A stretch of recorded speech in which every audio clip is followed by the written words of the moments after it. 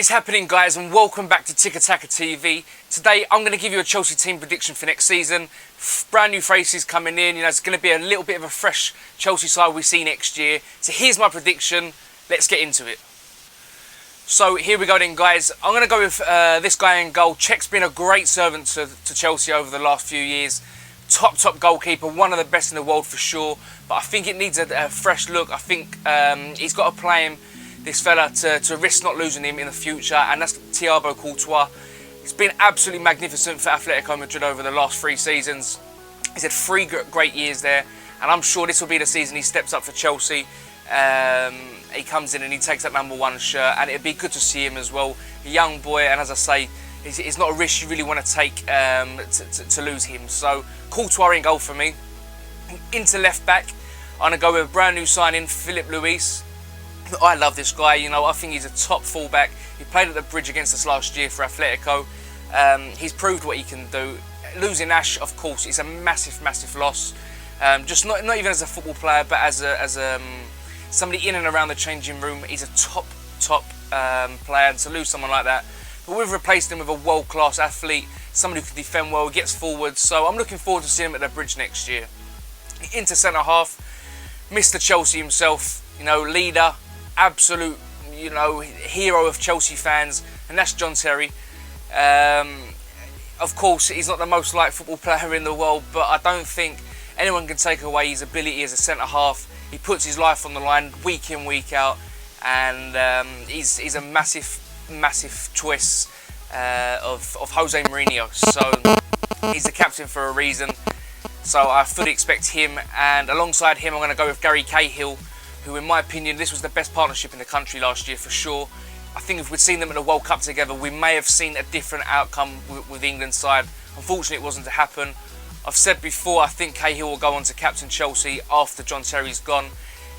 He's learning from the best in my opinion. He's a great centre-half, so I fully expect to see Cahill alongside him. And into right back, it's a tough one, this, to be honest with you. But I'm going to go with Azpilicueta, Dave.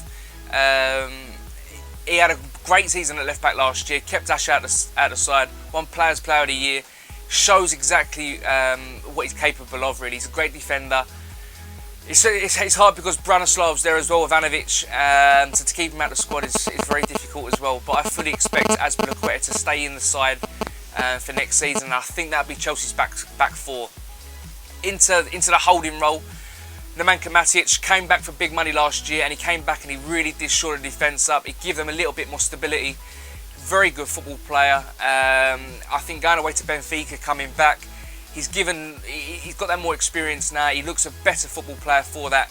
So I fully expect for Nemanja to be starting and in that 11 for next year. Now alongside him, I'm going to go with...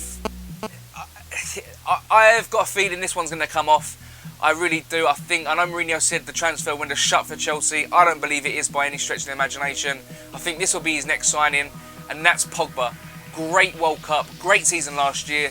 Man United hot on his tail again. I think they're looking at this as a massive mistake they've made. So I think Pogba will be into the Chelsea 11, and it'd be great to see him at the bridge, especially as a Chelsea fan. I'd love to see him there. So there'd be my 2 holding midfielders. Into the number 10 role, if you like. Oscar played there last year. Before that, Mata. Fabregas, obviously coming for big money. Didn't have the best of seasons last year at Barcelona. He's not really hit it off at Barca since he went back there, to be honest with you. But I fully expect Fabregas to be in the starting lineup, of course. And I expect him to have a great season. So I'm looking forward to seeing him at the bridge next year. It's obviously going to annoy some Arsenal fans, but he's a top player, listen, and I think in and around this squad and in this team, he's gonna really live up to his name again, and we're gonna see the old Fabregas of Arsenal. So that's really exciting. Into left midfield, Eden Hazard, one of the best young players in the world for sure, without a doubt. People putting him in the bracket of Messi's and Ronaldo's. Not for me yet. He doesn't change a game like them. When they need to step up and do something when the game's tight, they seem to do it. Hazard's not done that yet. Hazard has not stepped up when you needed a goal and really produced the magic week in, week out. Hopefully next year will be his year. You can see the talent the boy's got. He's a top football player. hopefully next year, with a little bit of a better team around him, we're going to see a different Eden Hazard, a better Eden Hazard. Then on the right, Mourinho's a massive fan of this guy, and that's Willian, a top winger, if you like. He came in for big money, rejected Spurs. He didn't really look, when he first played, he didn't really look like a Chelsea player, but he's proved last season he's got an absolute engine on him. He works his bollocks off. He's a very, very good athlete, and a very gifted football player. If you look at him, he's very good technically. So, as I say, he's a Mourinho boy. He's a Mourinho sort of player. He likes players that get back. He's going to get back and help defend, and Willian does that. So I fully expect him to be in the starting 11 next year. And then, of course, into the place where Chelsea have struggled for the last 3 seasons really, especially since Didier went. And this guy's going to step up to the plate now, and he's going to have to produce quick, and that's Diego Costa. Didn't have the best of World Cups, but he had a great season last year even.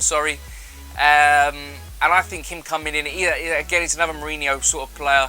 He's got a bit of everything about him, and that little bit of Brazilian magic about him, even though he's Spanish. So, you know, I'm excited to see him at the Bridge next year. I really am. Hopefully he can bag us some goals, and Mr. Torres can hopefully start to get that bite and that little bit of hunger back by seeing someone score goals, and help him build back to what the player we know Torres can be. So that's my starting 11, guys, for next year. Whether it's right, whether it's wrong, who knows? You know, we'll only find out when the season begins. But thanks for watching Tika Taka TV. Please press the like button, press the subscribe button, follow us on Twitter. The link's in the description below if you haven't followed us already. And we will look forward to seeing you in our next video. Cheers, guys.